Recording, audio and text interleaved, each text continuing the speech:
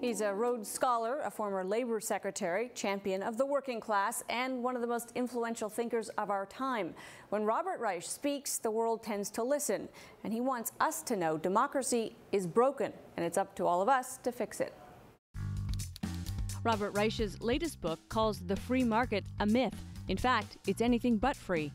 Saving Capitalism for the Many, Not the Few, says the system that built the land of the free has now trapped Americans in an oligarchy where the rich have gotten richer and the rest have not. 50 years ago, top execs made 20 times the average worker. Now it's 300 times. The richest 10% of Americans saw their incomes rise nearly 70% since the 1960s. The bottom 50% have seen virtually no improvement. According to Reich, that's a product of capitalism gone wrong. Capitalism is no longer for the many. In fact, if you look at what's happened both in the United States, also to a lesser extent, but definitely in Canada and in Europe, most people are not benefiting by the economy. Over the last 30 years, wages have stagnated, jobs have not been as plentiful, and you have most of the gains going to the very top.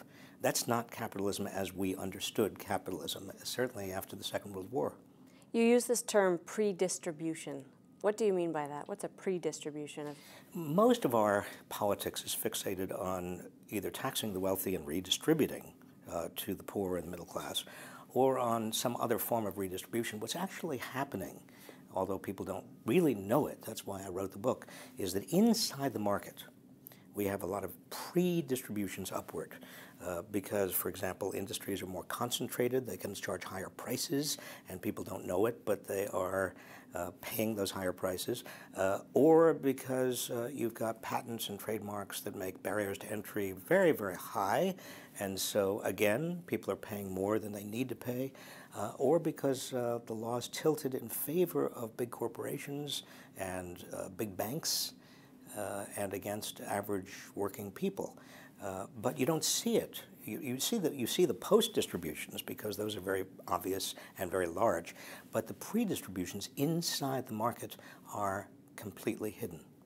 One of the contexts for this, I was going to say problems, but it's a context, is that there's a whole kind of generation who've been brought up to believe that the market left to itself is the finest instrument we have. It is the thing that will solve problems, and we bring it to environmental issues, we bring it to all kinds of things. Is that not the case? It's pure bunk, because there's no market without government rules, rules that come up through courts or administrative agencies or legislatures. There's no market in a state of nature except a kind of brute survival of the fittest, but that's not what a civilization has. I mean, we have rules and cannot have a market without those rules. So the choice isn't between government and market. The real choice is between a political economic system that is fair and that most people regard as fair, or one that is tilted in the direction of people at the top, and most people begin to say it's rigged. Often when people raise this argument that capitalism isn't working anymore, it's not working the way that it should, they're called anti-capitalists. They're dismissed as anti-market. You're not that. No, I'm very pro-market, but the question really is, again, how the market is organized. And my book is about organizing the market so that it does what it tended to do in the 30 years after the Second World War. Both in the United States and in Canada, and that is generate more and more prosperity for more and more people as the economy grew, rather than what we've seen for the last 30 years, and that is stagnant wages, less prosperity for the many, and more prosperity for the few at the top. Describe the prescription. How do we fix capitalism? Well, I can give you a whole list of specific policy changes, but that's not as interesting or as important as the politics, because ultimately it's less of an economic problem than it is a political problem. How do we get more people coming together and demanding an economy that is working for them? That requires a change in politics. It requires a kind of an upheaval on the part of the vast majority, who are already on the in some sort of upheaval. That is, in the United States, we see candidates for president that are outsiders, that are surging. Bernie Sanders, Donald Trump, people who are surging in part because, and for very different reasons. Trump and Sanders are very different people, but they are saying, we promise revolutionary change. We're not going to do, it's not business as usual, it's not politics as usual, it's not the economy as usual.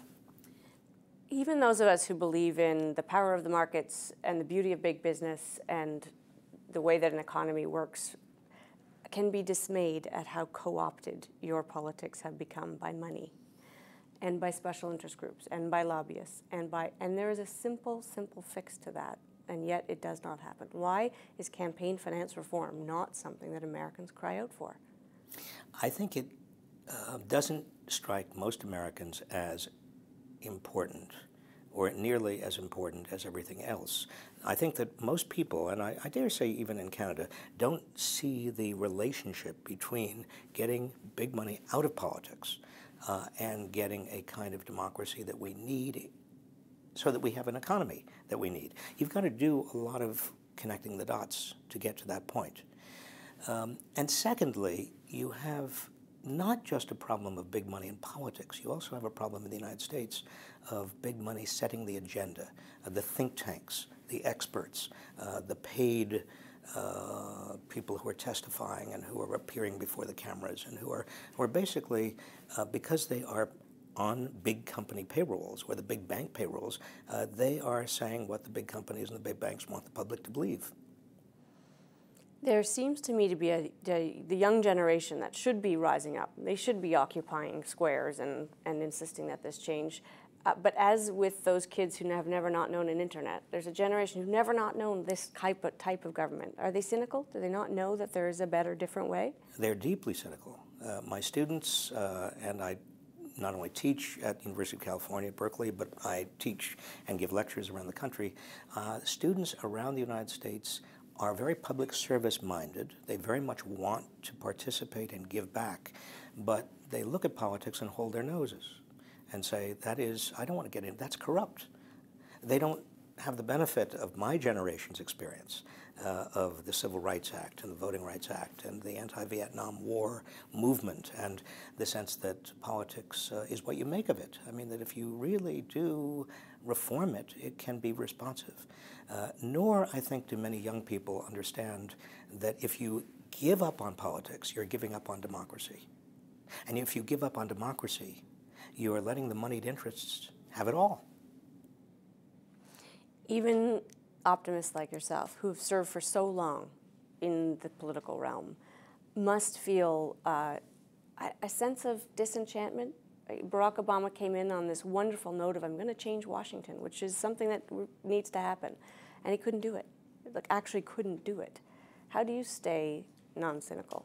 Well, I'm non-cynical. In fact, I'm optimistic because I look at history. And I know that in the United States, every 30 or 40 years, there is a kind of public groundswell that says, we just don't want this to go on like this, and we want a democracy and economy that work for all of us. It happened after the Gilded Age. Between 1901 and 1916, a progressive movement. During the 1930s, the New Deal. During the 1960s, the Great Society, the Voting Rights Act, the Civil Rights Act. You have this populist grassroots upsurge. And some elites join it because they know that they have an interest in the long term in a capitalism that works for everyone, not just for a few. And we're going to have that again, I'm sure. The alternative is just basically unsustainable. The difference is, I mean, you write about Google and compare it to Standard Oil and the need not to have these monopolies, and yet Google seems so much more benign and friendly and positive a force in the world than Standard Oil might have. And yet it needs to be broken up in the same way? Not exactly the same way. I think Google and some other big tech companies need to be constrained. We need to look at their algorithms, for example, and see whether they are favoring Google's advertisers and Google's products. We need to make sure that Google's particular platforms are available more widely so that it doesn't establish kind of a predatory monopoly, even though it doesn't maybe officially intend to do that, because market power is market power, regardless whether it's an oil company or the railroads of the 19th century or the big high-tech companies today.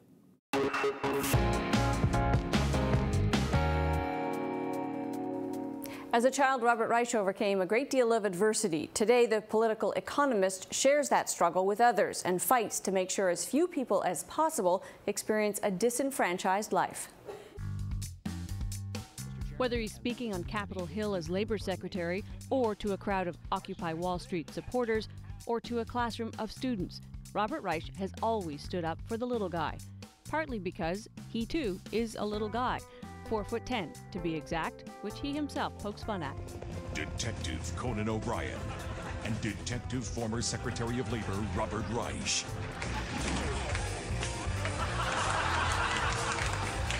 But it wasn't easy as a child. He was bullied constantly over his height, caused by a rare congenital disorder that can stunt growth. Reich admits, though, it may have armed him with the power to do some good. I have thought about this only in recent years, actually. That I must have, through those bullying experiences, gained an understanding of how it feels to be powerless and humiliated, and without the resources to do anything to change the situation.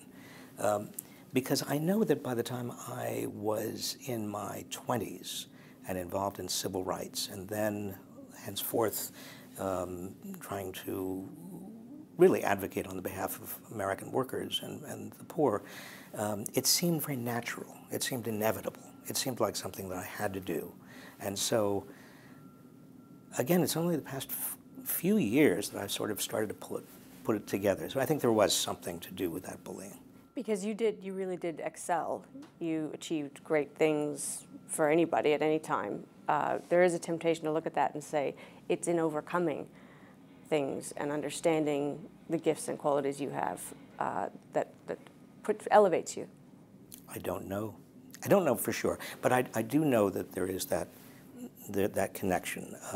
When I was in my early teens, I made friends with some older boys who basically kept the bullies at bay. Maybe actually it was when I was 8 or 9. It wasn't early teens, and one of those boys, the older boys, was subsequently murdered in Mississippi, Freedom Summer in 1964.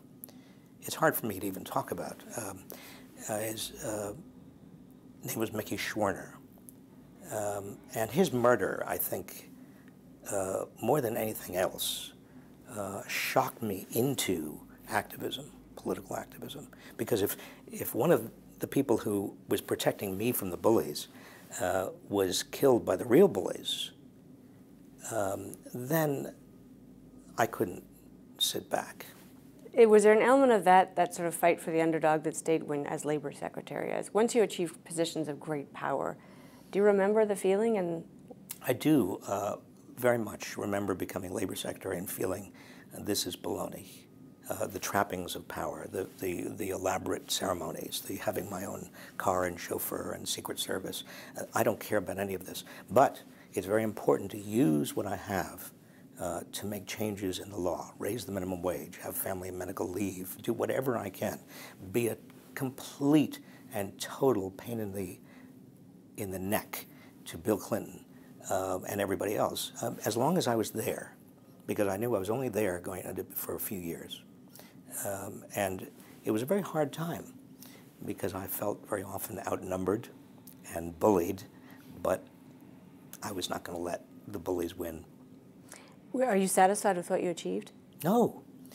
Oh, heavens no. Inequality is wider today than it was when I became Secretary of Labor. The median wage for most families, most households, is only a little bit higher, not much. The economy in the United States, and I dare say, although Canada is still much better on many of these scales than the United States, it's moving in the direction of the United States. There's less economic security. More people are in part-time work and in contingent work. So I don't think that I was in any way, I mean, I might have slowed the trend as Secretary of Labor, but I really think that in a profound way, sometimes I feel like I was a total failure. It's easy to look back on history as sort of a rose-colored hue, to say the civil rights movement was this wonderful kind of upswelling of public morality. You write about public morality. Where's it gone, and how do we get it back? Well, it's a very central question because capitalism and our form of democracy, both in Canada, different form of democracy than the United States, depend upon a shared sense of belief about public morality, about people's duties to one another, and what we're all in this experiment doing for each other, that we have a society. And unlike Margaret Thatcher, famously, who said that there is no such thing as a society, we are not just atomized individuals running around trying to maximize our own wealth. If we were, nobody would trust anybody. In fact, the greatest danger is that because so many people are now feeling that the game is rigged against them, that everybody's out for themselves, and the people at the top are basically lording it over everybody else and fixing it for themselves. There's a kind of a sense that I'm going to get mine. If they cheat, well, then the kind of petty cheating that I'm going to be doing is nothing compared to them. You see, the whole social, political, and economic system begins potentially to unravel if you don't have that common set, that common core of moral understanding that we have to support one another. In the face of all of this, and all that you understand about it better than most, why do you remain optimistic? I'm optimistic, first of all, because of history. Because again and again, our systems reform themselves. The excesses of capitalism are basically contained. Secondly, I'm optimistic because I spend most of my days surrounded by people who are between the ages of 18 and 25. And if you can't be optimistic when you are surrounded by young people, I don't know, there's something wrong with your brain, because they are so idealistic and they are so sure that they can reform and will reform, not politics, they're pretty disgusted by politics, but basically society. And thirdly, I'm optimistic because I don't like the alternative. Are those young people ready to storm the barricades? Some of the young people not only are ready to storm the barricades, they've already done their share of storming over the past few years. I'm not sure, though, the way forward is necessarily to storm barricades. I think the way forward is to participate in a political movement that is very carefully calculated to take power back from a very small number of people who are dominating the economy and our democracy. We got to leave it there. Thank you. Thanks.